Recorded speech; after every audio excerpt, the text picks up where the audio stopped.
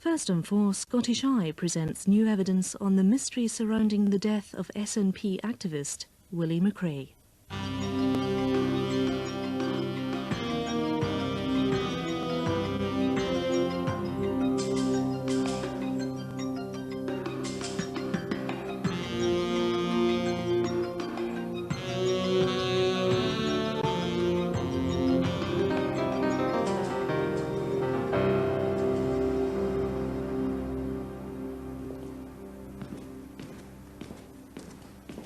On Friday, the 5th of April, 1985, Willie macrae, a brilliant Glasgow lawyer and a leading Scottish nationalist, left his Glasgow home and set off for his holiday cottage in Kintail on the west coast of Scotland.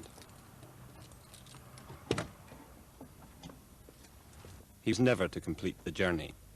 That day, Willie macrae drove to his death.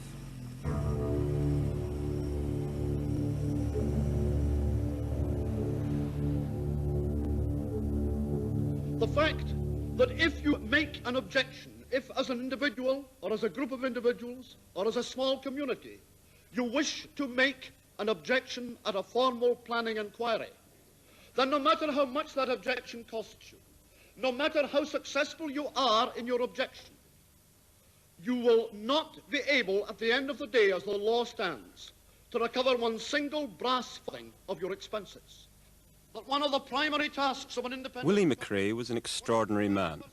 Born in 1923, he represented the Scottish National Party in 4 general elections and rose to become its vice-chairman.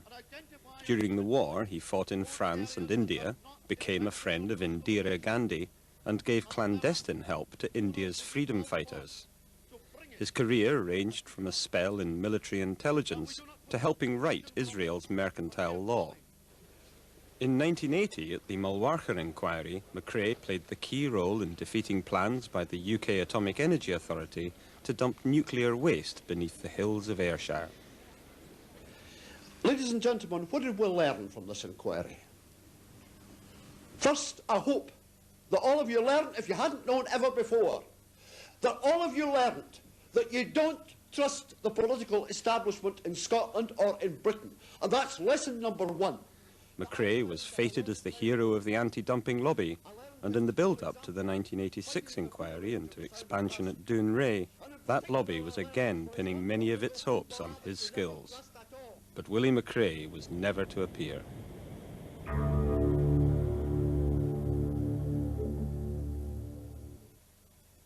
We were driving round the corner on the bend of the road that we're standing beside today on our way to Skye, and we were hailed by somebody who turned out to be an Australian tourist who indicated that there was a car off the road and felt there was somebody in the car who was dying. And we left our own vehicle and proceeded down the side of the hill. When you got there, what did you find? We found a maroon Volvo facing back up towards the road, which had an SNP symbol on the front left-hand corner of the windscreen, and to my amazement it was Willie macrae, somebody who I had known personally for many years. David Coates knew Willie macrae because he was a member of the same party. Coates was, and still is, an SNP councillor in Dundee. A passenger in Coates' car was a doctor, Dorothy Messer. The only injury I could see was a wound on the right temple, the right-hand side of his head. There was blood matted in his hair, and some blood had dried on the side of his face, you know, where it had run down. That was the only thing I could find. No signs of other scratches or bruising? Or no, no. Was there anything around the car? I wasn't really looking, but David Coates came down to the car, and when he looked around he found some papers torn up, slightly uphill from the car. It was all from a Kyle Welsh garage with Mr macrae's name on it, which clearly proved to the police that we had acknowledged that it was Willie macrae in the car. There was his watch, and there were some pieces of paper ripped up, and there may have been a credit card, but I wouldn't swear by that. And how far from the car was this pan? Certainly 20 or 25 feet, going back northeasterly towards the lay-by. In fact, the direction the car was facing, between the car and the road. As if it had been placed there deliberately? Well, I wouldn't like to say why it was there, but it was, you know, it was there, and it was in a tidy, compact bundle. It wasn't as if the paper was flying all over the place. It was... somebody had put it there. The next week, the papers carried the news. Macrae had been in a coma for more than 8 hours before being found on Saturday morning. He never regained consciousness and died in hospital early on Sunday. The Inverness Procurator Fiscal, Thomas Aitchison, the official who must, under Scots law, investigate all sudden deaths, issued a statement. The death has been fully investigated. There is no suspicious circumstances in this case. Those words, however ungrammatical, may come back to haunt the authorities.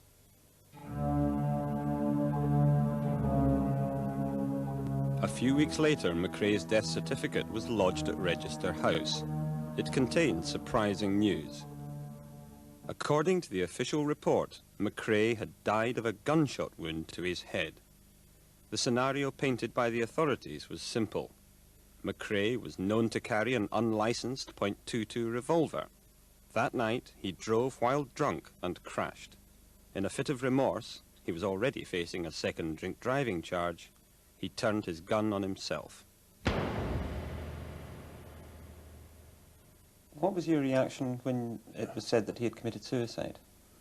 I just couldn't believe it. My wife and I were absolutely astounded at this suggestion. We decided that we should, off our own bat, ask the right authorities for a proper investigation to be done into it. I knew he wouldn't have done. He couldn't have done it. That wasn't Willie, and everything was going well for Willie, and he was the sort of man he was a very caring person, and he got a great many responsibilities that he took on as personal responsibilities to do with friends and clients and whatnot.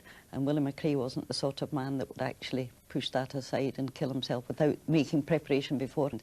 Willie had so many plans ahead of what he was going to do, and he was such a grand fellow, and I refused to see he did not commit suicide. I'm convinced that Willie was murdered.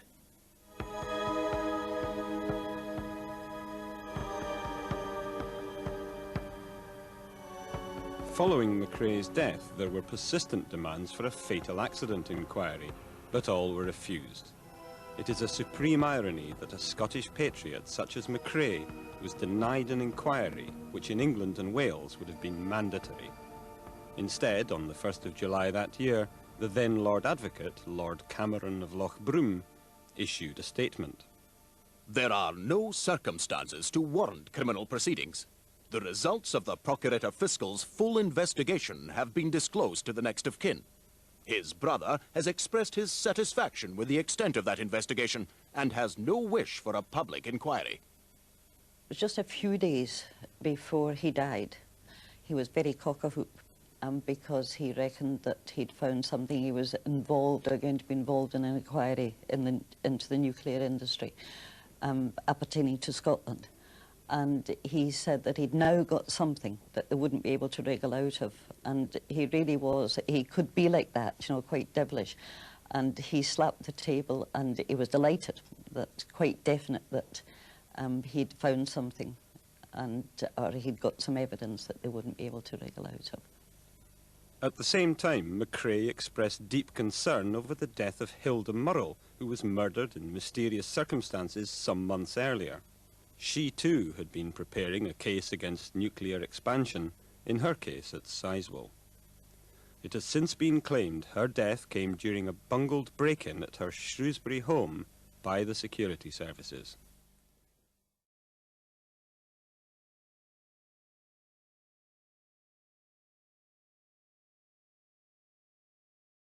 But there was another parallel with the Murrell case. Before Macrae died, his holiday home in Kintail was broken into. The same thing had happened at Murrell's holiday home in Wales, shortly before she was murdered.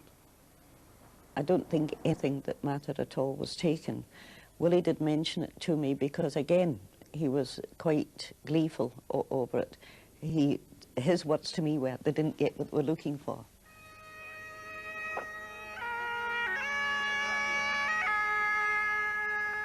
After Macrae's death, a society was set up to honour his name. Every year they mount a memorial ceremony at a cairn erected in his honour. The society is led by an old friend of Macrae's, Michael Strathern. Was Willie Macrae a man with enemies? All great people have enemies. Whether your name is Gandhi or Martin Luther King or Jean Jaurès or Christ, all great people have enemies. I should say the establishment in the country was an enemy of Willie Macrae. There were the drug dealers who had bases in his home territory up in the northwest, and he was on to them, as they say. The northwest coast of Scotland was, and still is, one of the key drug routes into Britain. It's a multi-million-pound trade, which some believe is linked to gun-running operations. A few months before he died, Macrae had taken up the case of two Dorney men who, frustrated at what they saw as official inaction on widespread local drug peddling, had been involved in an incident with two local dealers. Willie Macrae offered to represent us in court, and he was very pleased to do it, and he showed a great bit of interest. And the more the case went on, I got an impression that Willie was into something bigger. You think he could have been about to nail the big suppliers? Well, give me that impression, yes. Yeah. So Macrae's anti-nuclear and anti-drug activities may have made him enemies, particularly if he had information on the suppliers. But there were other aspects of his work which would have made him unpopular in some quarters.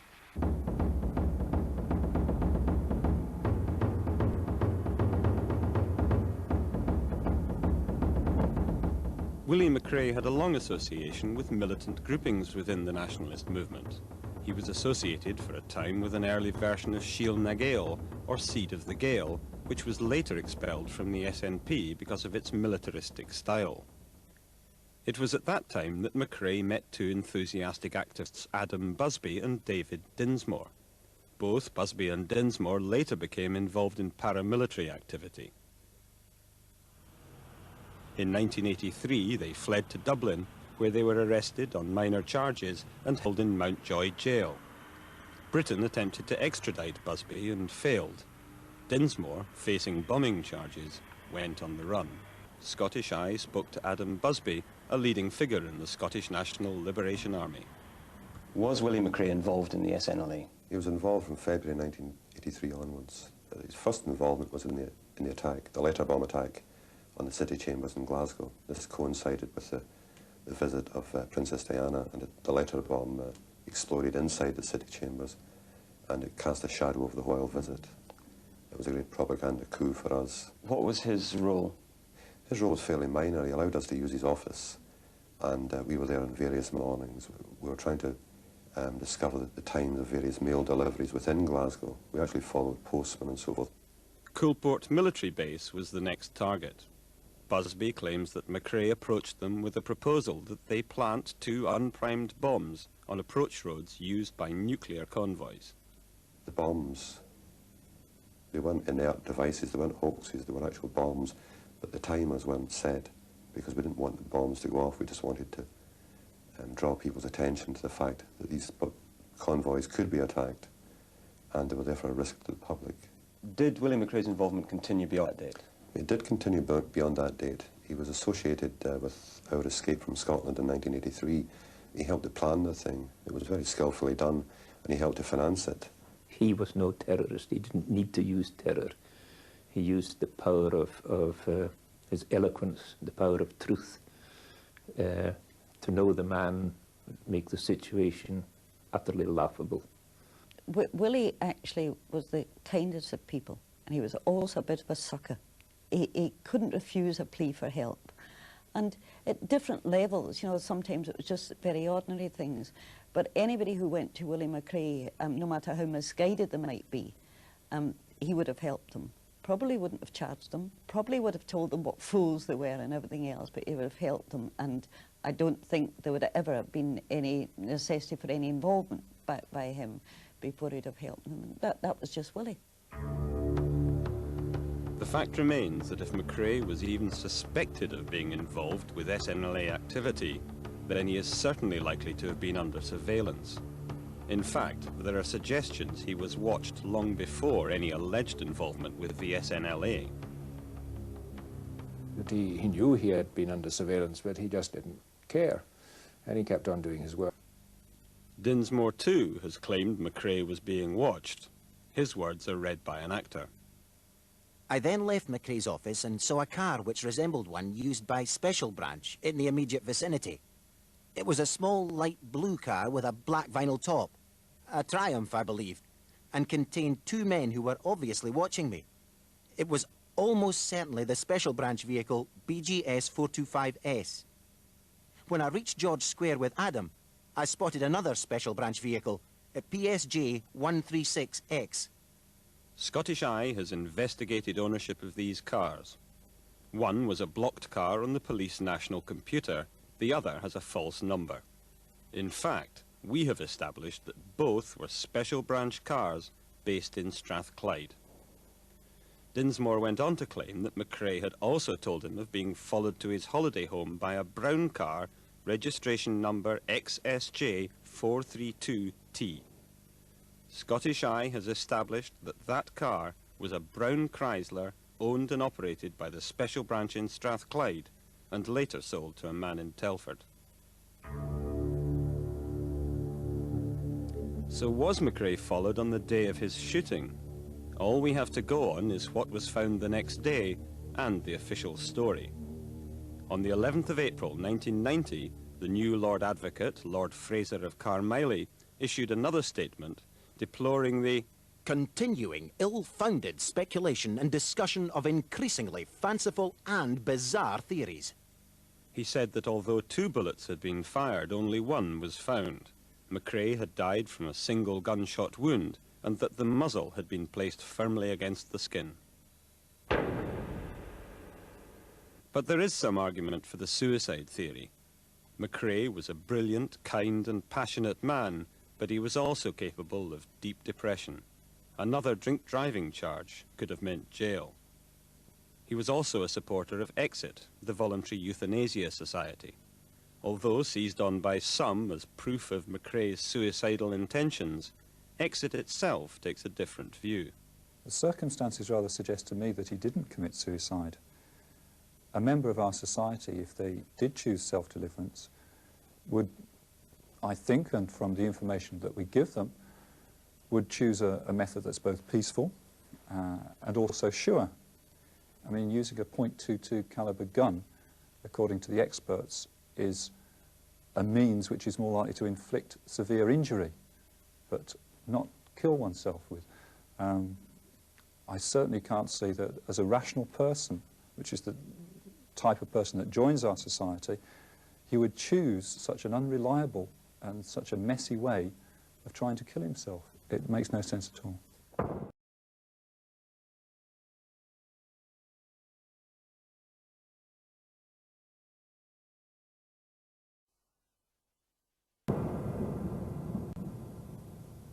In his 1990 statement, the Lord Advocate continued, "The revolver was recovered by police on the 7th of April 1985 from a burn directly below where the driver's door of the car had been. I wish further to emphasize the position of the gun when recovered. It was not found some distance from Mr. macrae's car, as has been reported." I remember an interview in Dundee with a deputy fiscal who was interviewing me on behalf of Mr. Aitchison at that time, in 1986, I think. And that was after the investigation was reopened, remember, due to public pressure. I remember him telling me that one of the crosses on a particular photograph was where the gun was found, and that was some way south of the car, facing towards Loch Lyon itself.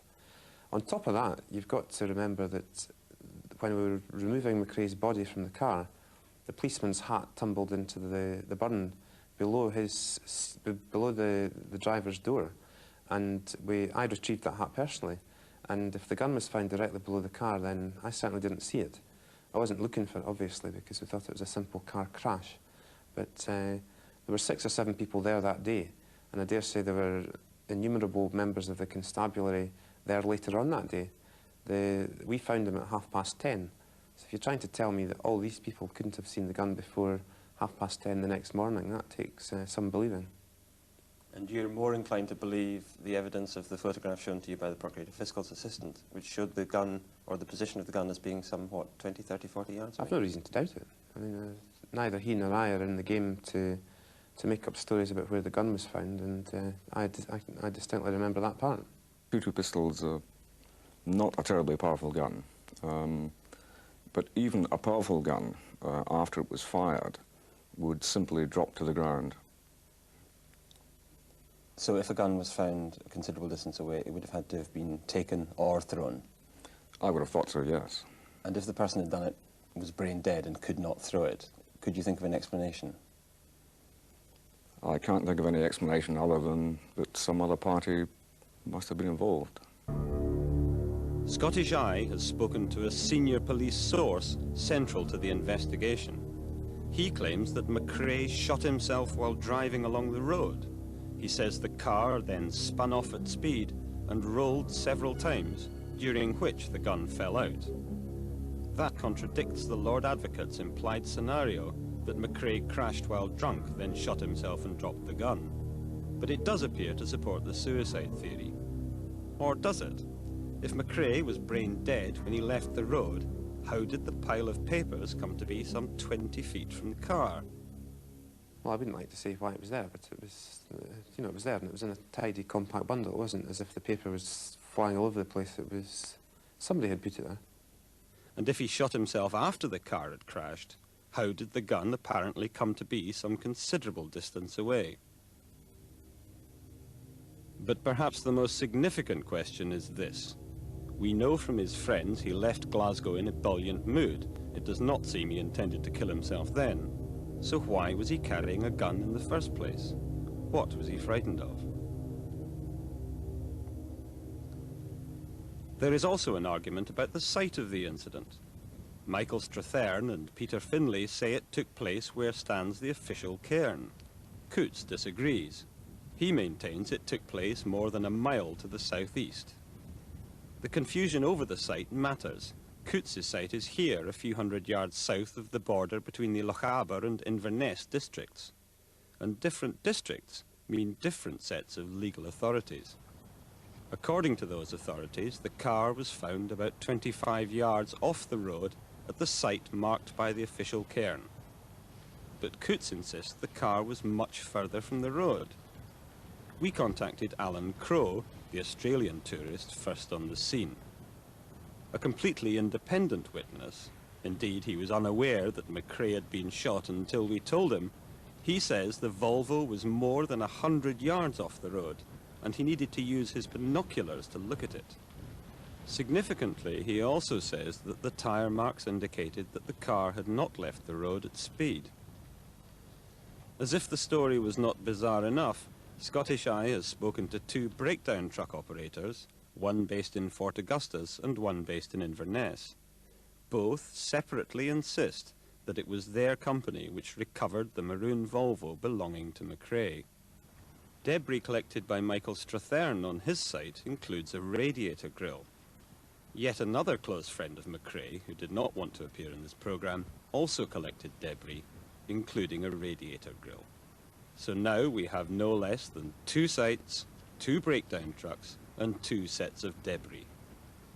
We asked Northern Constabulary if there had, by some extraordinary coincidence, been a second accident involving a maroon Volvo in the area. They declined to answer. 2 years after Macrae's death, the Scottish National Party asked its president, Winnie Ewing MEP, herself a respected lawyer, to conduct an inquiry into the death of its former vice-chair. Her investigations took a year, but persistent requests for access to Crown Office files were denied. Eventually, in her final report, Mrs. Ewing concluded, I regret I cannot, as I hoped, say to the National Executive Council that I am satisfied that Willie did commit suicide.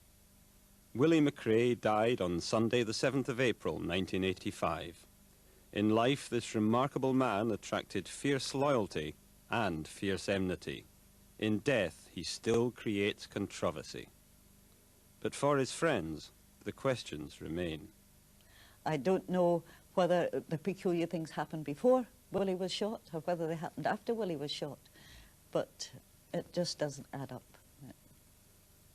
And I'm surprised that police and inquiries and everybody else have accepted that this, you know, as somebody committing suicide. Oh, no, it's all wrong, totally wrong, the whole situation.